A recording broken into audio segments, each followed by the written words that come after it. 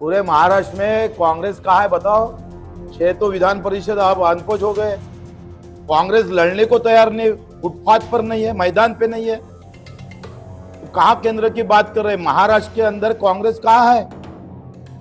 6 जगह अविरोध हो गई है भाजपा और शिवसेना। तो जिस महाराष्ट्र में राउत जी है उस महाराष्ट्र की बात सोचो। उसके बाद उनका भी शिवसेना का उभाटा का एक कोई है, उसने भी विड्रॉल लिया है। विधान परिषद पोटे साहेबांना आम्ही निवडून आणणार आहोत, दणक्यानं, बिलकुल मजबूतीनं, काही फिकर नका करू। जरी आमच्या विरोधात भाजपा अर्धी असन या राज्य जिल्ह्यातली, तरी पोटे साहेबांना निवडून आणण्याची जबाबदारी आम्ही स्वीकारली आहे, सुपारी घेतली आहे।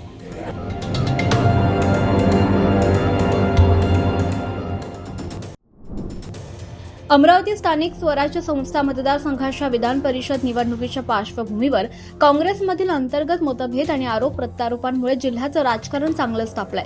काँग्रेसचे उमेदवार हर्षदीप देशमुख यांच्याबाबत गेल्या काही दिवसांपासून विविध राजकीय चर्चांना उधाण आलं असून विरोधकांकडून तसंच पक्षांतर्गत नेत्यांकडून देखील अनेक प्रश्न उपस्थित केले जात आहेत। शिवसेना नेते बच्चू कडू यांनी यापूर्वी केलेले काँग्रेस रुग्णाच्या मार्गावर आहे हे वक्तव्य आता राजकीय वर्तुळात पुन्हा चर्चेत आलंय।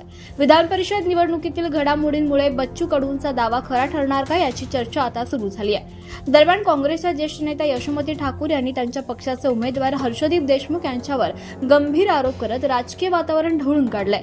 देशमुख हे मॅनेज झाल्याची चर्चा असल्याचा दावा त्यांनी माध्यमांसमोर केला।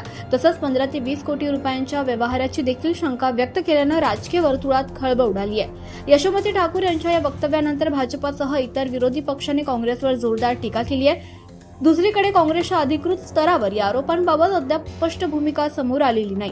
राजकीय विश्लेषकांच्या मते या घडामोडींमुळे भाजपचे उमेदवार प्रवीण पोटे यांचा निवडणुकीतील मार्ग अधिक सुकर झाल्याची चर्चा आहे। मात्र याबाबत अंतिम निर्णय मतदान आणि निकालानंतरच स्पष्ट होणार आहे। यशोमती ठाकूर यांच्या वक्तव्यामुळे काँग्रेस हायकमांडची भूमिका काय असेल याकडे सर्वांचं लक्ष लागलंय।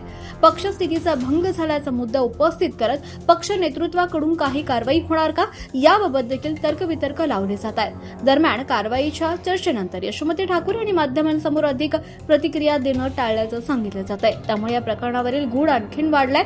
अमरावतीसह संपूर्ण जिल्ह्यात आता एकच चर्चा सुरू आहे, काँग्रेसमधील अंतर्गत वादाचा फायदा नेमका कोणाला होणार आणि विधान परिषद निवडणुकीचा निकाल कोणत्या दिशेने जाणार हे पाहणं महत्त्वाचं ठरणार आहे। अशाच राजकीय घडामोडी पाहण्यासाठी आमच्या चॅनलशी जोडून राहा। लाईक, शेअर आणि सबस्क्राईब करायला विसरू नका।